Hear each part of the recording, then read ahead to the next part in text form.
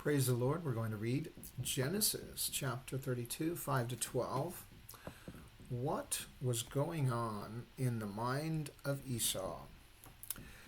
And I have oxen and asses, flocks and men servants and women servants, and I have sent to tell my Lord that I may find grace in thy sight. And the messengers returned to Jacob, saying, We came to thy brother Esau, and also he cometh to meet thee, and 400 men with him.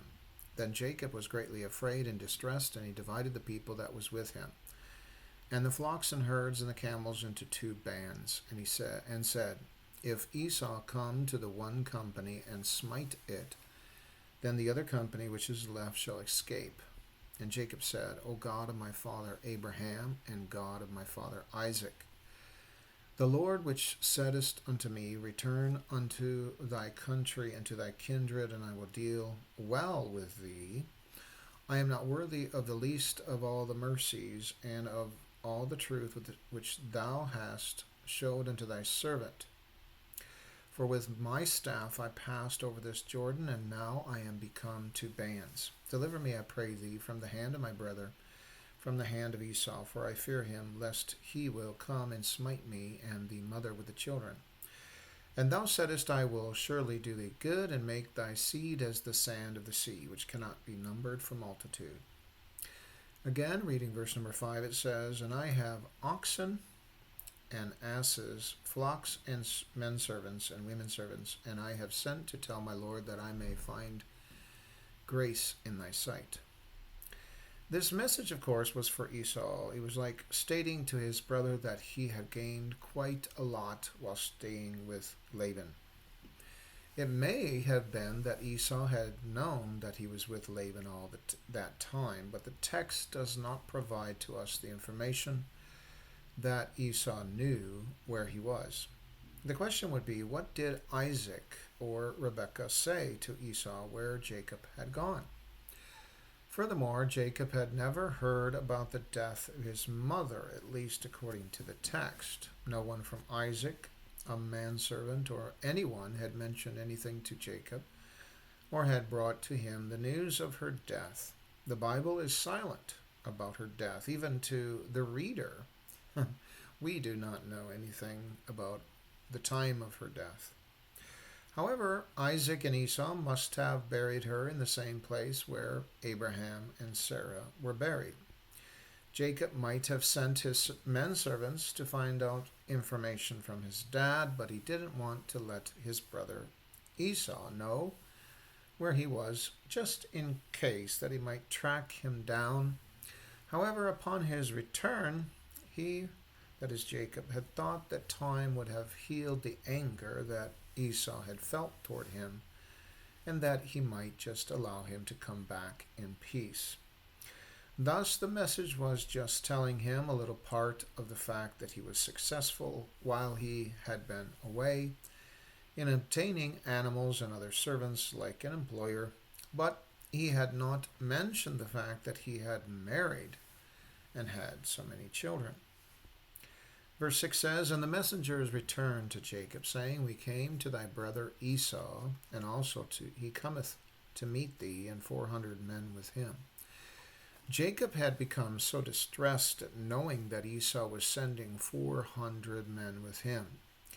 Jacob was the one who had sent messengers to Esau. Jacob did not send messengers to Isaac, or, if in case he did not know that his mother had passed away, to Rebekah. One of the questions might be, why not? Did Jacob think that Isaac may have passed away? He had not, but he wanted to know the feelings of Esau, his only brother, for he knew that he had done him wrong before, so he was testing to see how he had felt. From the text also, it's difficult to tell if Esau meant to bring hardship upon his brother, or just to bring those men along to protect him and the family and the animals that Jacob was bringing.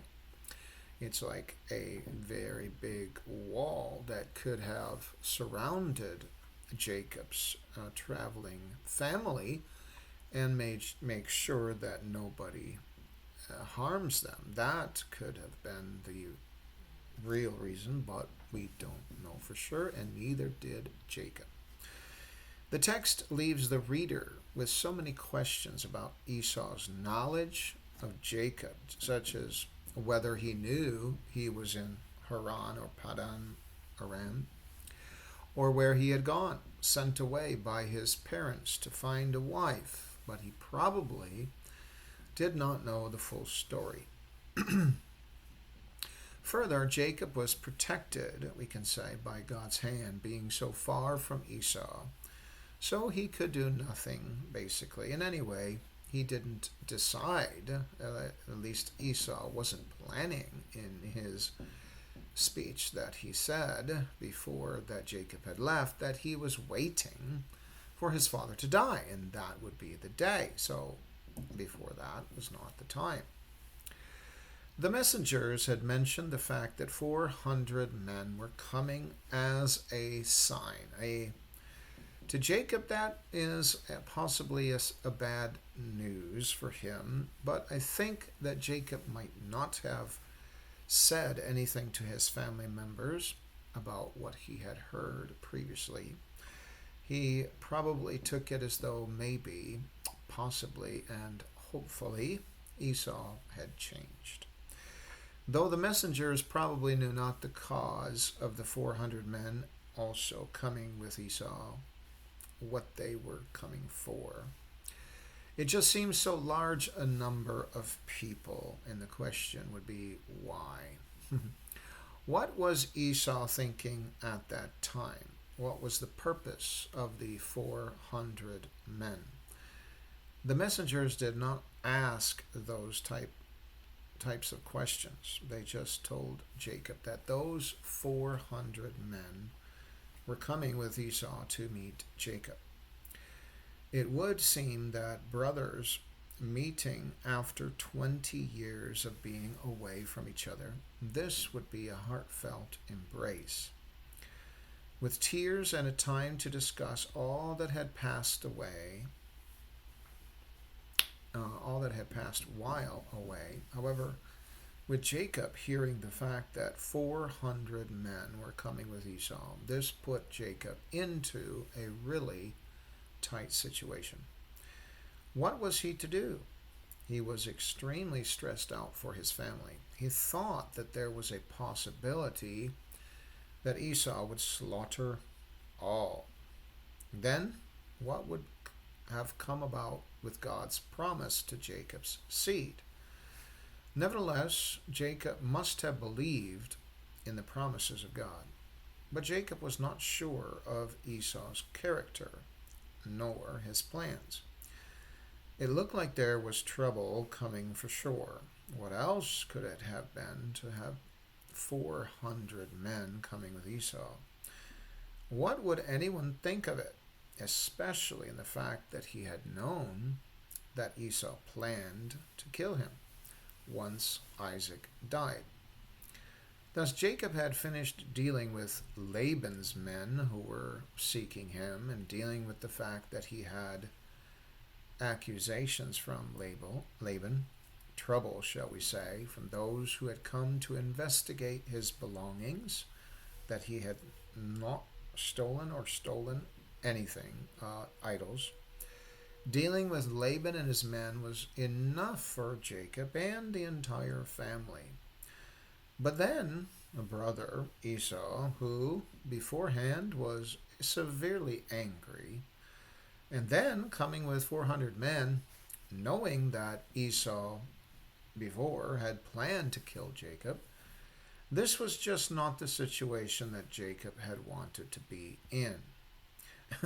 It was tough. It was serious. It was, in some ways, dreadful. But it should have been a time of the brothers meeting again, a time of embracing, talking about the past, in ways to catch up with what had been going on in their lives. But in Jacob's mind, there is that threat from Esau. So there is no comfort. There is no really happiness that goes along with it, at least at the beginning when he heard that he was bringing 400 men. Had he come with a few, maybe he would have thought that would be okay. But with 400, he was really upset. Jacob could not get his emotions straight until the angel had come by to wrestle with Jacob, though, and Jacob, like always, did not let him go until he received a blessing from him.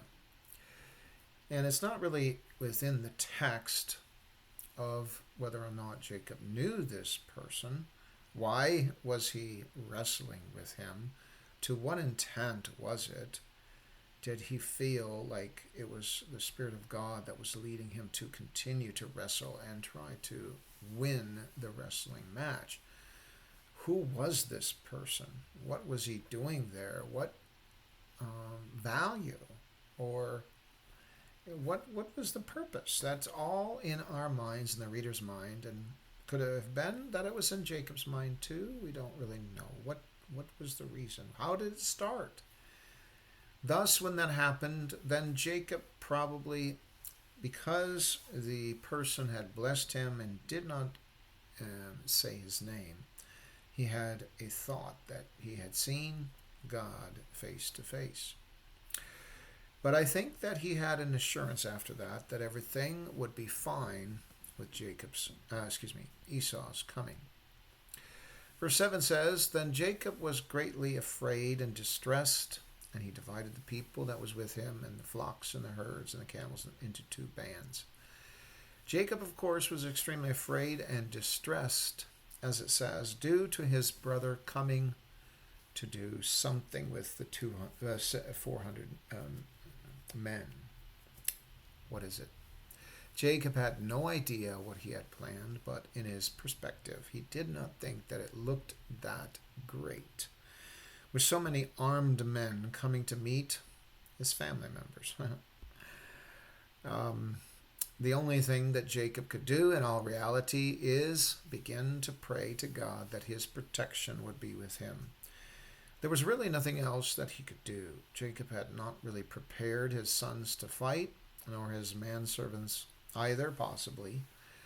They were probably, that is, his sons, not of the age to fight, but from this experience, Jacob may have thought that they did need to be taught to use the sword. And maybe later on, with Esau's good intentions, if they were that, then later his sons would learn to use the sword. And especially with the idea or the situation with their the son's sister Dinah, who had been basically, we can say, raped. They had used those swordmanship skills to deal with the men who had done that and the entire town. So they thought that those people were their enemies, but actually they wanted to be friends. Jacob had some plans on how to take his family, divide them, just so that they might be protected from Esau. Verse 8, it says, And said, If Esau come to the one company, and smite it, then the other company which is left shall escape. Now, in King James Version, it says the word said. Said kind of gives us the impression that it is spoken.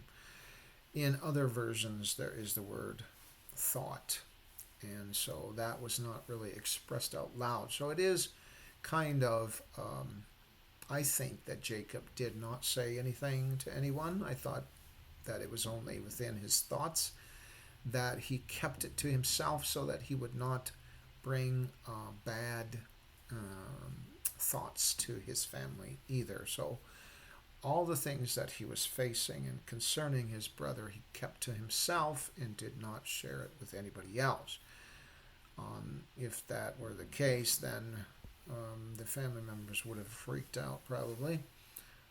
But since he kept it to himself, they were oblivious, we can say, to anything that Esau had planned. At least, and that is within his intention of doing evil. So, since it was his brother that was coming with 400 men, maybe they were thinking they would bring them protection. And I think that there was probably nothing within the minds of the others that they were going to be killed, that they were going to be protected.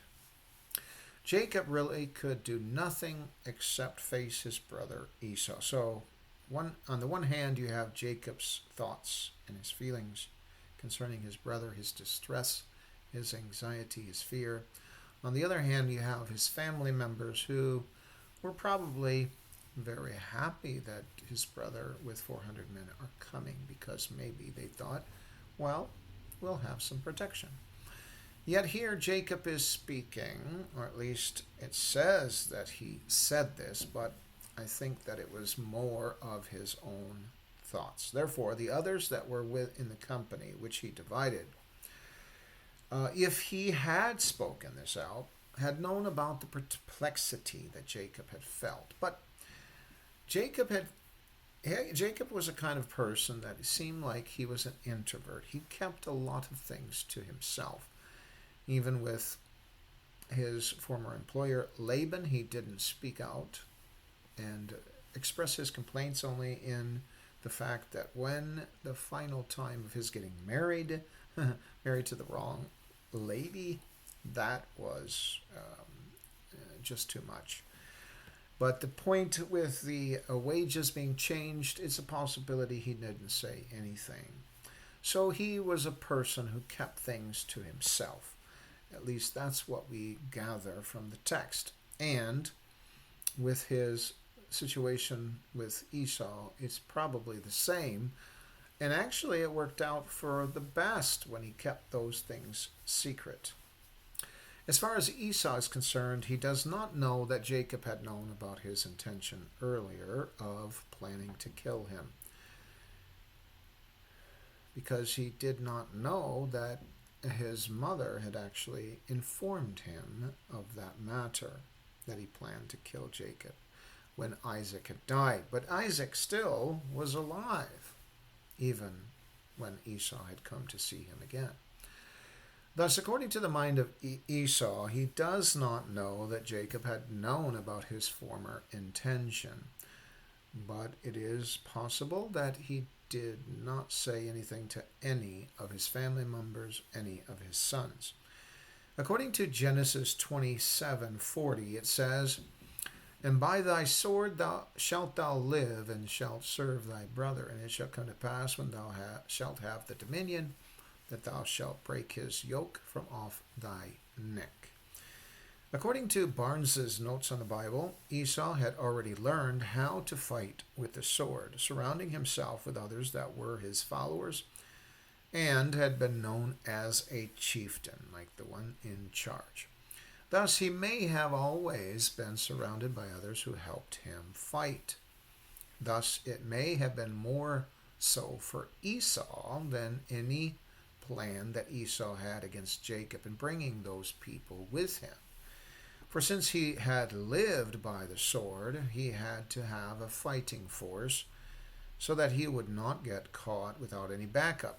And since Jacob was coming into that area of land where he had fought, no doubt, it is probable that Esau had only thought to protect Jacob and those who had come with him, for he himself needed others to protect himself because he lived by the sword. However, Jacob's mind was on a different wavelength, that the last thing he remembers about his brother is the fact that he wanted his blood for what he had done by stealing his birthright and his blessing. Yet, with 20 years of not seeing him, he would probably be so glad to see him and probably just disregard his former intention. That may have been, to one perspective, a thought. So, the better thought versus the worst thought. Yet Jacob had no inkling as to what Esau had planned with such a large force of men, considering his family and menservants and maidservants. That in itself was very stressful, but for Esau, it was for his own protection. Verse 9 says, And Jacob said, O God of my father Abraham, and God of my father Isaac, the Lord which saidst unto me, return unto thy country and to thy kindred, and I will deal well with thee. The word well kind of stands out from this. So, since God said that he wanted him, Jacob, to return to his country, to his kindred, and that he would deal well with him, then, well, dealing well is not having Esau come with a sword with 400 people and slaughtering them. That doesn't seem like it's well. So, with the promise of God there,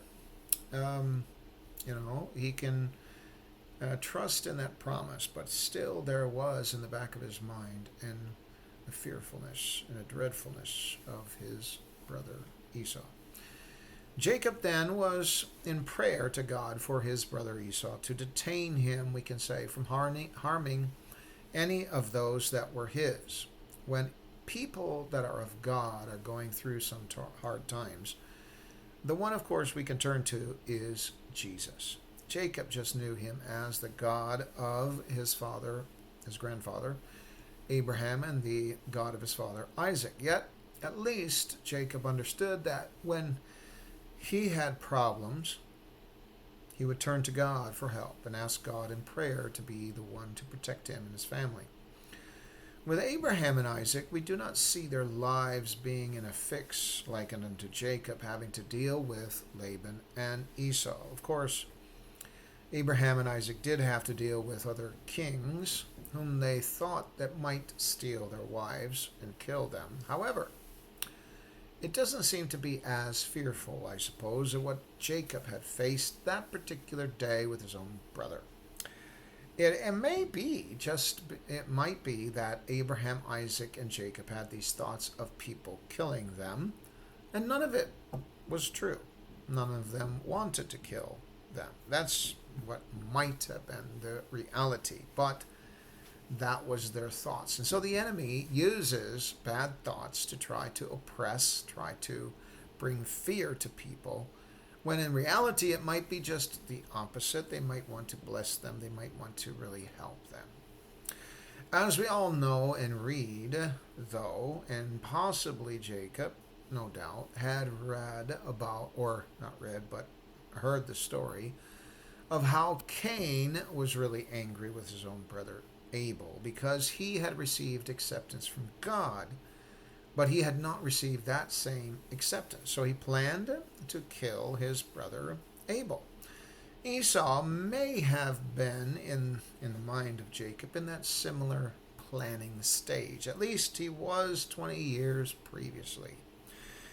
But it is true that he did not execute that which he had planned. He did have it in his mind, so it was planned, but he did not execute that plan.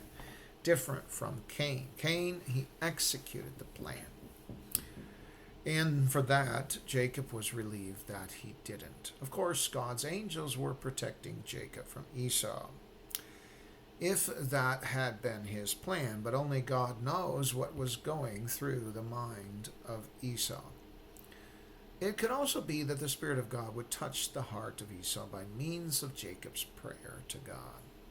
Verse 10 says, I am not worthy of the least of all thy mercies and of all thy truth, the truth which thou hast showed unto thy servant.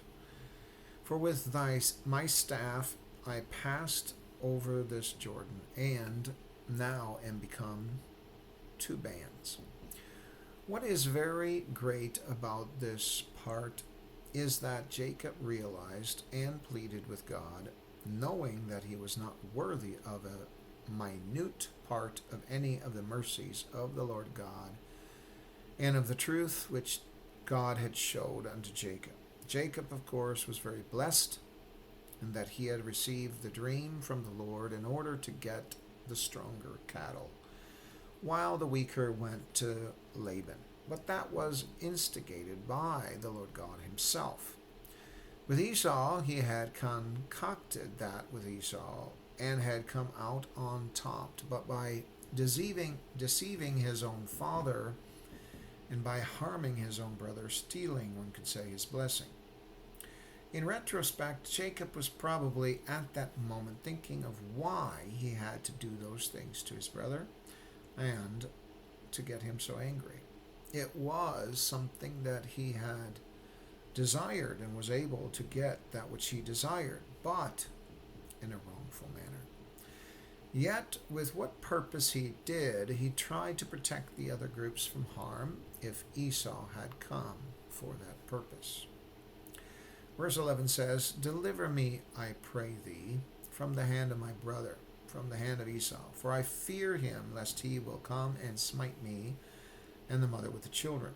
Here is the great request of himself to ask for deliverance. He knew what to ask for, and in prayer he asked for that deliverance. Everyone needs deliverance from evil, as even Jesus had said in his teaching with the Lord's Prayer. He mentioned the fact that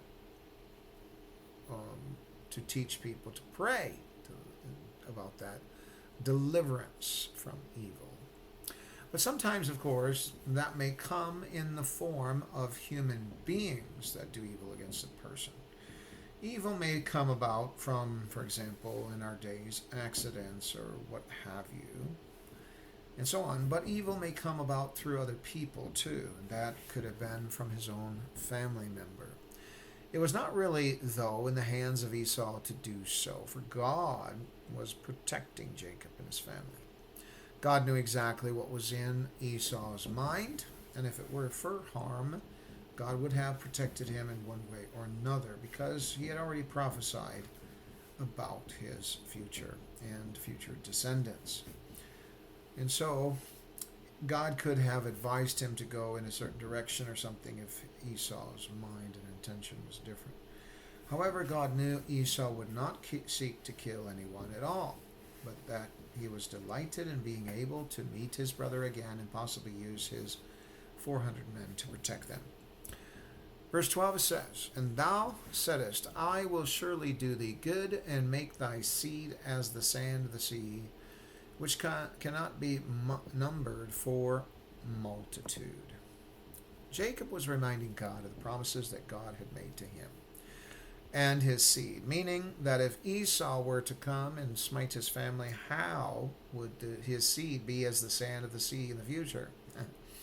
God, of course, knew the end from the beginning, so he was not worried at all, for he knows all that is in mankind's mind, what they are planning. However, we are finite, and humans do not know what goes on in the minds of others, at least to the furthest extent, or the hidden plans as well.